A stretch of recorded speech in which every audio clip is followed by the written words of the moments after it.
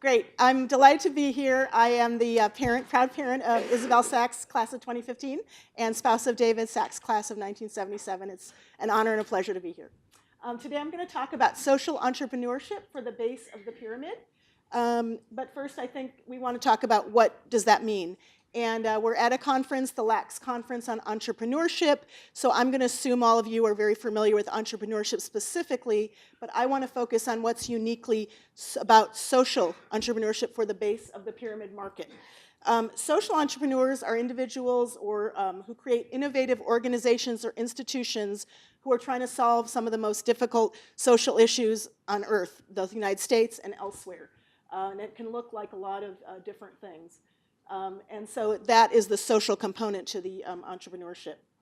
The base of the pyramid here, so there was a book in 2004 called The Fortune at the Bottom of the Pyramid by C.K. Prahalad, a University of Michigan professor now deceased. And the idea was that of the people on Earth, about 4 billion, or this large chunk here, were the largest numerically people, and that they earn typically $2.50 per day. You can all do the math, it's a very low income. But that they also represent an enormous potential market for companies to sell things to, instead of just ignoring them. And so it was really a market opportunity analysis. Since then, the thinking has also evolved to look two ways. One is that I actually strongly prefer to call it the base of the pyramid, not the bottom. I think that's more respectful.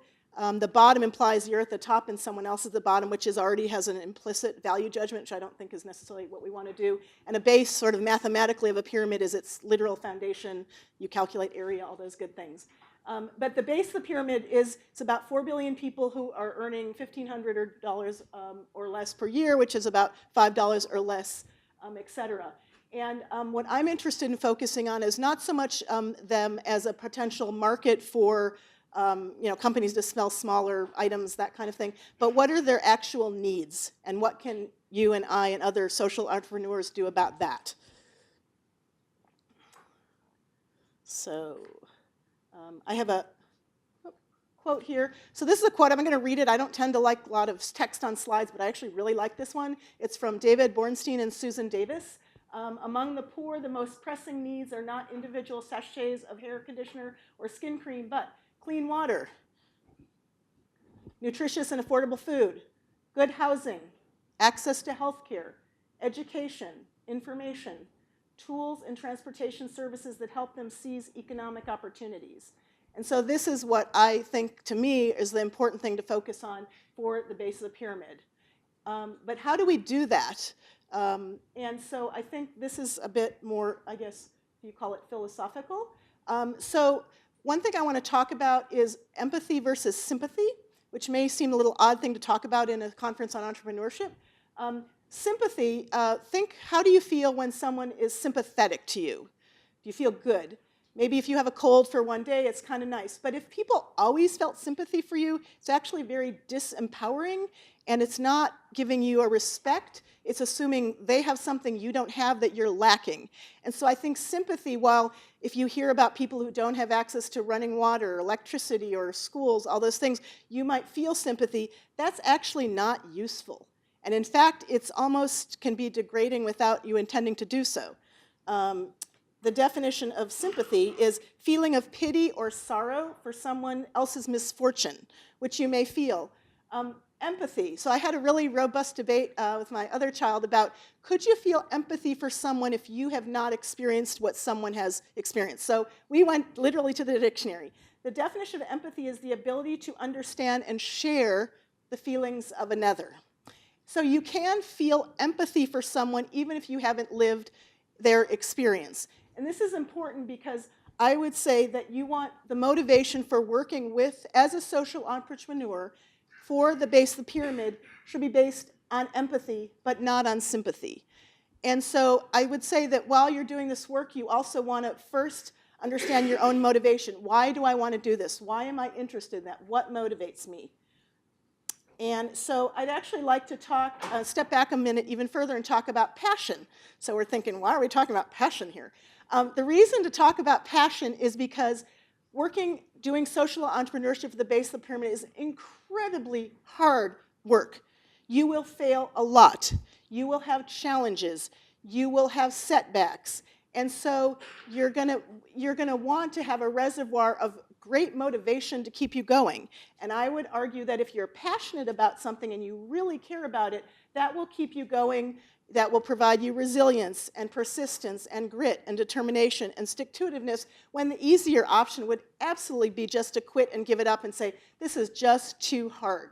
And so I would encourage you to figure out what you are passionate about if you would like to work in social entrepreneurship for the base of the pyramid. So I'll just give you an example of what motivates me, and this is just me. Everyone has their own background.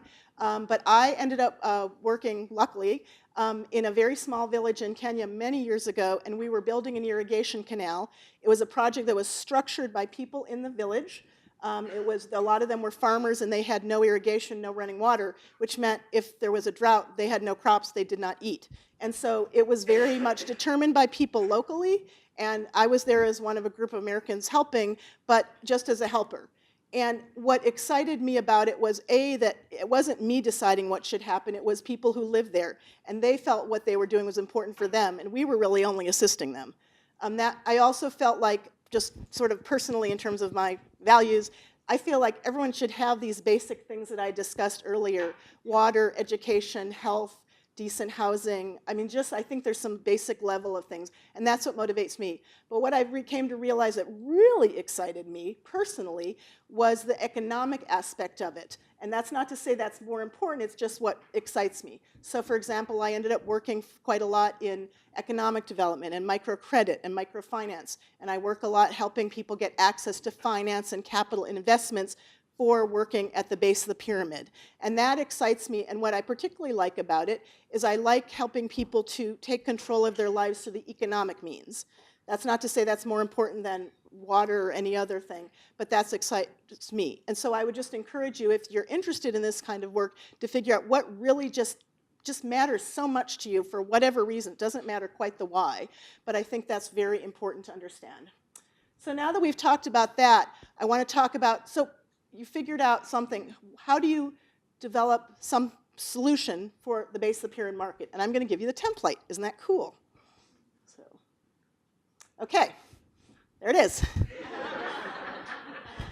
So, was this a technological glitch? No, the Swarthmore Media Services are just great. Did I mix up my slide deck? No, I did not. What you need to start with when you're working as a social entrepreneur for the base of the pyramid is a blank slate. Zero, nothing. You want to assume ignorance. You want to assume humility. You want to do what is in budgeting. You've probably heard, many of you, of zero-based budgeting. And that means that instead of taking last year's budget for your institution, company, organization, household, and you tinker, you make it go up a little, down a little, you twist it a little, that zero-based budgeting is when you start from nothing and you say, well, let's just start from the ground up. What do we figure out? So this is zero-based design. Okay? So zero-based design, you can't say, I'll take what works beautifully in the United States and I'll make it a lot cheaper and maybe a little shoddier because I can't afford it, and that'll be perfect for these people. Great. You can't do that. And this is where, again, you go back to needing the passion, because the time-consuming hard thing is that you need to go to wherever your local market is. Let's say it's a village in Kenya or where have you, and you need to meet with people, and there's not data. You can't just go do a quick focus group and get some quick data, because it doesn't exist, and if it exists, it's probably not right. And you, in fact, may be trying to create a market, not just look at an existing market. And what does that look like? So what does that mean you need to do? Well, you need to actually go and talk to people, but not just once. You need to spend a day with people, and you need to do this with about 100 people in that local area. And you need to see, how do they live their life? How do they make decisions? How do they earn money? How do they spend money? What are they doing with their household and their children and all of these things? And you need to understand, and it's actually kind of anthropological and ethnographic.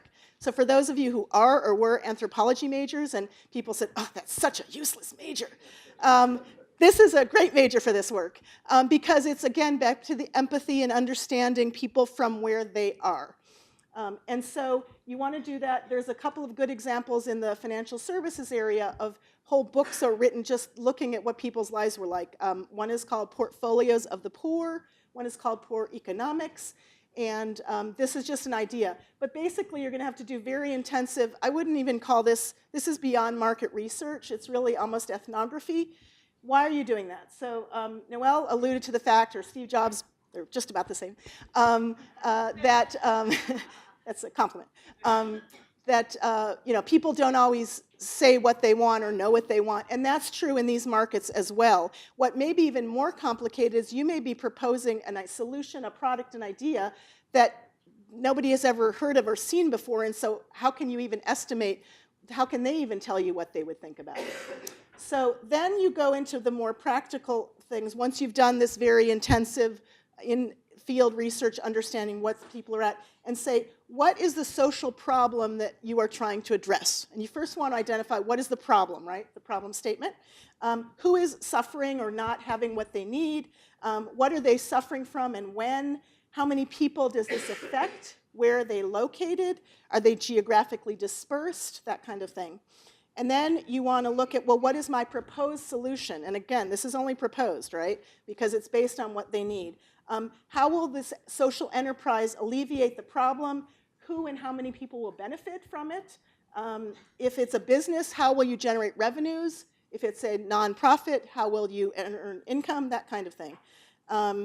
And most importantly, you're looking at behavioral changes, and this is a community and people that you may not have much familiarity with. So you really want to say, what behavioral changes would have to take place for them to adopt whatever I'm proposing?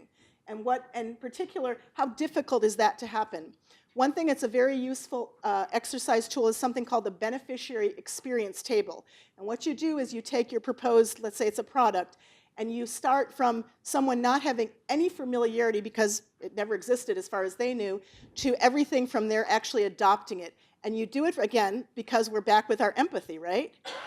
You do this from the perspective of the beneficiary, not from your perspective, because you actually don't matter. Really, you're trying to figure out what they matter. The beneficiary experience table is very useful in setting that out. So we also have to talk about social metrics, because this is a social enterprise. So from the beginning, you have to figure out what metrics you're going to look at, how are those measured, and who does that. And we talked about that a little in our last discussion. I can give you an example here. So this is an example, a company called D-Light. It's a very successful, after more of the bumps and turns that I refer to, this is the many failures before your success, that does solar lantern, which has been a game changer for a lot of people who have no electricity. Because if you don't have electricity, when it's night, your light ends, or you use a kerosene lamp, which is both expensive, you're taking a lot of your income for it. It's also dangerous. You can have burns, you can have bad air. It's very bad for your health. So this is an example of the kind of metrics that they used. And that company and others, one of the other features of social enterprise for the base of the pyramid is, as part of your learning, is you have to listen. So I'd encourage you, if you do this kind of work, use your two things you all have a set of our ears, and that's very important as well. So some of the other aspects of it will be things you are familiar with as entrepreneurs or people in terms of developing a concept statement and testing it, that kind of thing. However, again, there's a few unique things about social entrepreneurship for the base of the pyramid. One is they talk about, can you deliver what you're providing, your solution? Because again, we're not providing a product or service, we're providing a solution, and you need to be thinking that way.